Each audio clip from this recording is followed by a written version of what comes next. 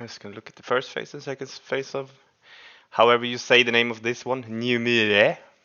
Anyway, so in phase one is basically like almost as heroic, except there's one extra soak, and when you soak the small flowers, they will also explode in a ring after they are soaked. Get out of that. But basically, they added this mechanic where there will spawn a red zone in melee, either on the left or the right, and it usually lines up with walls. But you can, as far as I've seen through the videos I looked, you can always be in one section of it and dodging the walls.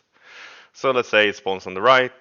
All melee try to get there and soak it. I think there's a bare required minimum of 4 people staying in it for the whole time, but the more the faster it goes. Just like on soaking the small flowers as well, because when you are more people soaking them, the faster they go away. So range and healers should always try to soak. Like the whole point of this fight is constantly soaking, managing these, making sure we have 0 of them through the fight.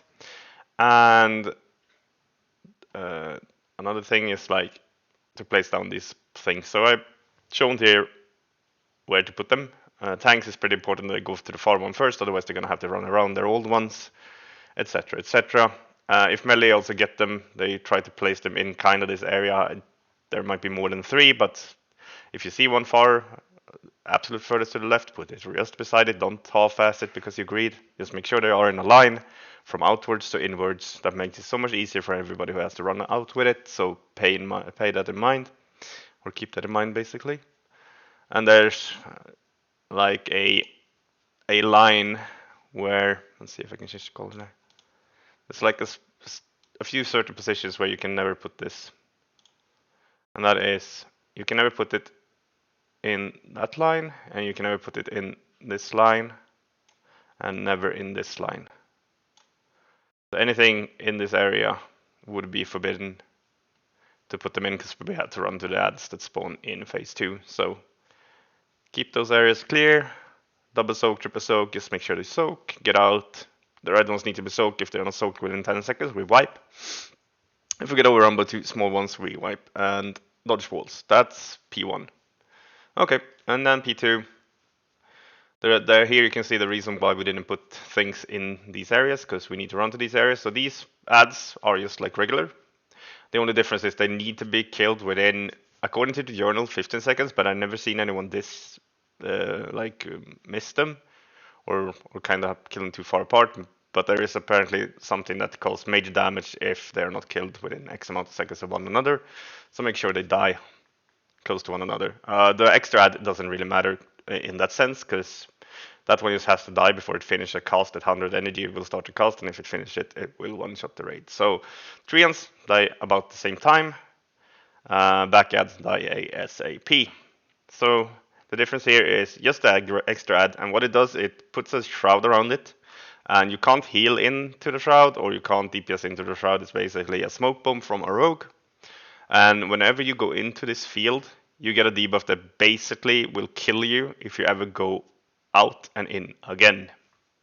So, well, you actually get the debuff when you go out, so don't strafe out by mistake. That means you can't go in again. But once you've been in this, you can never go back into it. So the fights in Rage is basically after the 3rd set of ad. If you get the 4th set, you are dead because you won't have enough DPS to go in and kill this ad, and boss takes 0 damage. So yeah, maybe you can hard force the ads to kill them fast and get a few percentage on her. I don't know if it also adds to the shield, but more or less they say that is the enrage if you get the 4 set of ads. In the area of this ad, it's going to shoot out these lines, and they are also green, so everything in here is very green, but they're a bit darker green, and it does these kind of patterns where it shoots out to one side and then the complete opposite side, and it can have like 2 of these lines out at the same time. So the closer you are to the boss, the mob, the easier it is to dodge these lines. So make sure you play fairly close. You don't have to obviously hug it, but the closer you are, the easier it is to dodge them. Kill the ad before it finishes its cast. Kill these ads at the same time. And then we all stack up in the middle for the big AoE. One important thing here is tanks. Pay attention to remaining flowers still being here, and tanky classes, because we want to always finish these, because they are kind of spawning far away from the general part in phase 1. So tanks, sit in one, make sure you soak it, come back. Or anyone who feels tanky enough to do it, soak one, come back. Just make sure they are gone before we go into P1 again, so we don't have to deal with extra of these ones. That's about it. The most important thing here is obviously kill the ads, dodge lines, and for God's sake, soak the flowers. Just soak them. Like if we keep these down, the boss is actually not that difficult. And if we also have enough damage here. So yeah, that's this boss. I will also link a clip of how this ad works. So check that one out as well, because everybody will go in here except for maybe one of the healers.